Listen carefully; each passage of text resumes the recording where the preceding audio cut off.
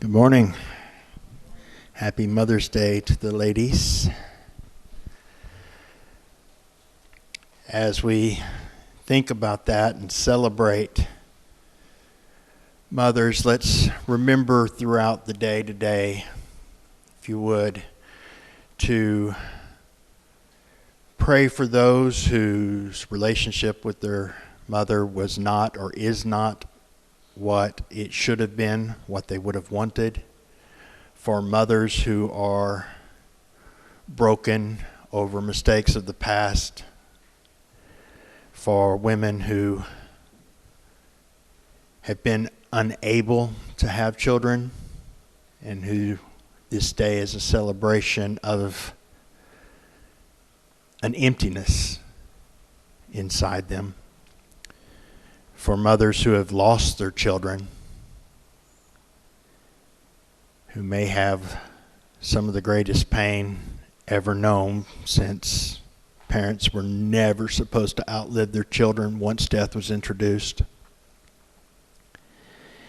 And also showing the compassion and grace of God. Pray for those women who may be struggling today with feelings of shame and guilt over having given up a child, or worse, had an abortion.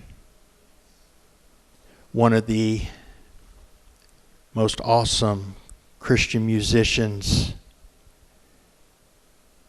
was a woman who made that mistake, and the pain of it drove her to God, and she has done amazing things for the glory of God. And God can use that horrible situation to draw that person to Him, because that's what He wants. He hasn't written anybody off because of their mistakes, no matter how bad they were. He wants to heal and to comfort. And that's part of what we look at in Mother's Day, and we celebrate an aspect that women have that is given to them by God, that is a reflection of who He is. The Holy Spirit is called the Comforter. And while there are exceptions, of course, there were women who were horrible mothers and did not comfort their children. For the most part, the comforter in a child's life is his or her mother. You hear about 18, 19, 20-year-old boys on the battlefield who have been wounded crying out for their mother, because there is that aspect. And God acknowledges that. There are two places in Hosea where He compares Himself to a mother. In one place, He talks about the one who being the one who leans down and holds an infant to the cheek and bends down and feeds them. These were in the days long before bottles and formula. The one who fed the infant was the mother or a nurse.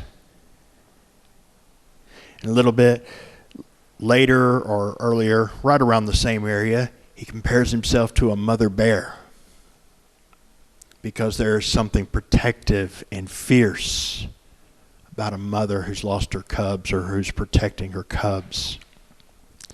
Isaiah talks about God in those terms where God uses that aspect of motherhood to show who He is. And He says, as a mother comforts her child, I will comfort you. And then He said in Isaiah 49, as a mother's not going to ignore the baby she's nursing or forget the baby in her womb. And then He says what we all know too well. Well, sometimes they might forget, because we're human and we fail. Broken mothers make broken mistakes. said, even if they forget, I will not forget. So every aspect that you would celebrate, or every aspect that you know should have been there, that you ache for on this day as you celebrate what God gave us in mothers, God fulfills.